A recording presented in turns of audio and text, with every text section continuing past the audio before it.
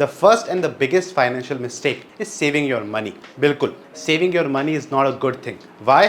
Because समय के साथ पैसों की वैल्यू गिर जाती है। इमेजिन आपके पास 1 करोड़ रुपए है, क्या उसकी वैल्यू 20 साल बाद भी सेम रहेगी? नहीं रहेगी। ऐसा क्यों होता है? इन्फ्लेशन से। 1 करोड़ की वैल्यू 20 साल बाद एट 5% इन्फ्लेशन पे 37 lakhs हो जाती है। That's how you lose your money, by absolutely doing nothing. So by just saving, you cannot grow your wealth. Instead, उसकी वैल्यू और गिर जाएगी। You must have heard your grandfather saying this. हमारे ज़माने में हमारे पापा हमें 2 रुपए देते थे, वो 2 रुपए हम 2 महीने चलाते थे। और तेरे को मैं 2000 रुपए देता हूँ, तू 10 दिन नहीं चला पाता। अरे दादा, उस बात को 70 साल हो गए। महंगाई कितनी बढ़ गई है। आजकल लोग 20,000 में घर नहीं चला पाते। मैं तो फिर भी आपसे सिर्फ 2,000 मांगता हूँ, और वो भी 10 दिन के लिए। Second financial mistake is not investing in FD, RD और liquid funds. I know. अब आप मुझे बोलोगे कि मैं अपनी खुद की स्टेटमेंट को कॉन्ट्राडिक्ट कर रहा हूँ, क्योंकि मैंने ऊपर इन्फ्लेशन की बात करी है और अब मैं आपको FD और RD की बात कर रहा हूँ, जो वैली बीट करते हैं इन्फ्लेशन को। बट ऐसा नहीं है। I am talking about emergency funds. अक्सर एज अ मिडिल क्लास और सैलरीड एम्प्लॉय हम सोचते ज़रूर है पैसे इन्वेस्ट करने के लिए, बट कुछ ना कुछ ऐसे एक्सपेंसेस आ ही जाते हैं। जैसे आपके फादर मदर को हेल्प चाहिए और आपके पैसे वहाँ चले गए, आपने कुछ बाय करा और आपके पैसे वहाँ चले गए, या फिर फर्नीचर में चले गए, केबल में चले गए। कितनी भी कोशिश करो, कुछ ना कुछ एक्सपेंसेस आ ही जाते हैं। और फिर at the end of the day हम सिर्फ ये कहते हैं कि भाई खर्चे बहुत है, इन्वेस्ट कहाँ से करें। That's why emergency funds are important, जहाँ आपको 6 to 12 times of your monthly expenses पैसे होने चाहिए। आपकी जॉब चली जाए, फिर कोई सडन एक्सपेंसेस आ जाए, तो आप उसको यूज़ कर सको और आपको अपनी इन्वेस्टमेंट को तोड़ने की जरूरत नहीं पड़े। अगला है managing your salary. The biggest problem with salaried people is that कि मंथ एंड तक उनके पास कुछ बचता ही नहीं है इन्वेस्ट करने के लिए। Well, there is a rule जो आप फॉलो कर सकते हो अगर आप एक बिगिनर हो तो, कि स्टार्ट में डिफिकल्टीज आती है, बाद में जाके तो आप अपने खुद के रूल्स बना दोगे। 50-30-20 रूल्स। आई नो आपने इसके बारे में जरूर सुना होगा। 50% for your needs, food, electricity, bills वगैरह वगैरह। 30% फॉर योर वांट्स, बेसिकली वो पैसे जो आप एंजॉय करने के लिए यूज करोगे, पार्टीज के लिए, मूवी के लिए, वीकेंड प्लान्स के लिए। और 20% आपकी इन्वेस्टमेंट के लिए। ये बहुत ही बेसिक और कॉमन रूल है। दैट डज नॉट मीन कि आप इसे ही फॉलो करो। आप अपनी इन्वेस्टमेंट को बढ़ा सकते हो अप टू 30% और 40%। 20% तो मिनिमम इन्वेस्टमेंट है जो आपको करनी ही चाहिए। बट इन्वेस्टमेंट अपनी सैलरी के आते ही अगले दिन कर दिया करो, क्योंकि at the end of the month कुछ नहीं बचने वाला है, कितना भी सोच लो। अगला है not buying health insurance.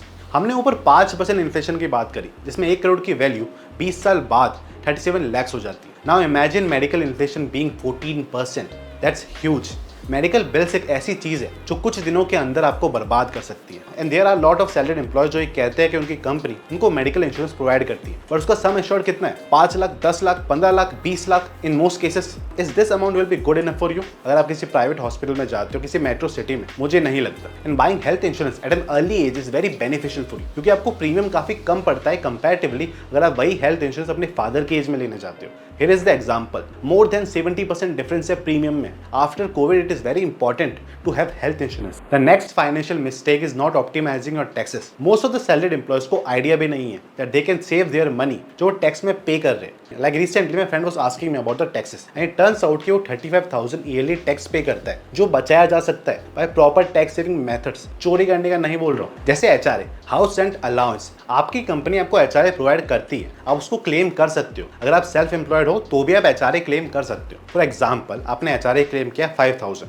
Yearly हो गया वो 60,000। अब ये अमाउंट टैक्सेबल इनकम से माइनस हो जाएगा और इस पे आपको टैक्स देने की जरूरत नहीं है। You can also invest in tax saving investment, जैसे PPF और ELSS फंड, जिसमें आप 1.5 लाख तक इन्वेस्ट कर सकते हो। PPF एक गवर्नमेंट बैक्ड इन्वेस्टमेंट है, इसलिए वो सेफ होती है और उसमें आपको 7% के अराउंड रिटर्न्स मिल जाता है। इसमें 15 ईयर्स का लॉक इन होता है और इसका जो इंटरेस्ट होता है वो भी टैक्स फ्री होता है। On the other hand, ELSS fund equity में इन्वेस्ट करता है, इसलिए वो कंपैरेटिवली थोड़ा रिस्की होता है। But as per my opinion ये बेटर इन्वेस्टमेंट है, क्योंकि इसमें 3 साल का लॉक इन होता है, तो लॉन्ग टर्म इन्वेस्टमेंट हो जाती है आपकी इक्विटी मार्केट में। So there is a possibility कि आप ज्यादा रिटर्न कमा सकते हो। 13 to 15% रिटर्न मिला है आज तक according to the historical data. So when you optimise your taxes, आप अपना टैक्स भी सेव कर रहे हो और ऊपर से आप इन्वेस्टमेंट भी कर रहे हो अपने फ्यूचर के लिए। इस पे मैं एक डिटेल वीडियो बनाऊंगा, so no need to worry. The next financial mistake is taking advices from literally anyone. अरे भांजे, मेरी बात सुन। हर दिन मैं प्रॉफिट कमाता हूँ स्टॉक मार्केट से। मेरी बात सुन, उस स्टॉक को खरीद ले, तेरे पैसे ही पैसे हो जाएंगे। मैं तो खरीद रहा हूँ, बाद में मुझे मत बोलियो कि मैंने तुझे बताया नहीं, ठीक है? भाई सुन, आज 10 वीडियो देखी है मैंने, 5 यूट्यूब पे और 5 इंस्टाग्राम पे। सब लोग बोल रहे हैं कि ये स्टॉक ऊपर जाएगा। मैं तो खरीद रहा हूँ भाई, तुझे खरीदना है तो तू भी खरीद ले। अरे भाई ये सब छोड़, इस टेलीग्राम चैनल को ज्वाइन कर, सुबह सुबह तेरे पास स्टॉक बाय करने की कॉल आ जाएंगे, उसको बाय कर लियो और सब सेट है। Do not take random advices from your colleagues, relatives, Telegram group और even finance creator like me. Social media पे सिर्फ आइडिया लेने जाओ, बाकी अपनी रिसर्च खुद करो या फिर किसी एक्सपर्ट को हायर करो। Because at the end of the day पैसे आपके जा रहे हैं, मेरा कुछ नहीं जा रहा या फिर किसी और का भी कुछ नहीं जा रहा, आपका ही लॉस होगा। The next financial mistake is not taking loan the right way. Loan लेना या नहीं लेना, that's up to you. You must have heard people से कि लोन नहीं लेना चाहिए, and you also must have heard people से कि लोन लेना चाहिए। I would say do not take unnecessary loans. What I mean is taking loan for everything is not a good idea.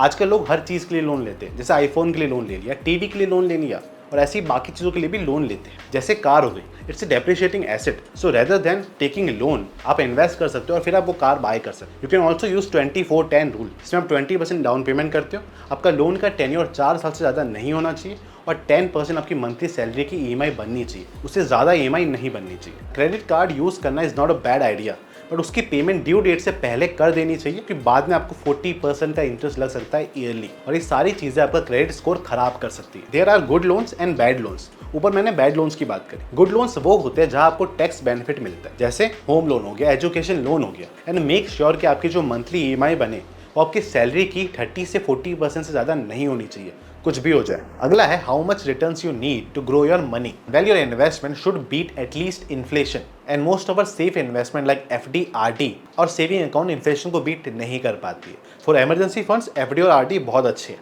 But when you're investing for long term you want your investment to provide good returns. So whatever investment you do, always consider inflation first and then calculate the actual return. Like अगर आप एक beginner हो तो आप index funds में invest करने का सोच सकते हो, वहाँ उसने 12 से 14% का रिटर्न दिया in the last 15 to 20 years। The next financial mistake is not starting SIP। We do not really understand the concept of SIP। Recently मेरे 2 दोस्त जिनको मैं काफ़ी इंटेलिजेंट मानता हूँ या मानता था, I do not know any more, they told me that they want to invest in SIP and I was like SIP में कैसे इन्वेस्ट कर सकते हैं? SIP कोई इन्वेस्टमेंट थोड़ी है, वो एक प्रोसेस है, एक स्ट्रेटजी है जो हम फॉलो करते हैं इन्वेस्टमेंट के लिए। लोगों को लगता है कि SIP एक इन्वेस्टमेंट है, एक फिक्स्ड अमाउंट किसी फिक्स्ड इंटरवल पे इन्वेस्ट करने को SIP बोलते हैं। I tell you a story. मेरे 2 दोस्त हैं, रज्जो एंड राहुल।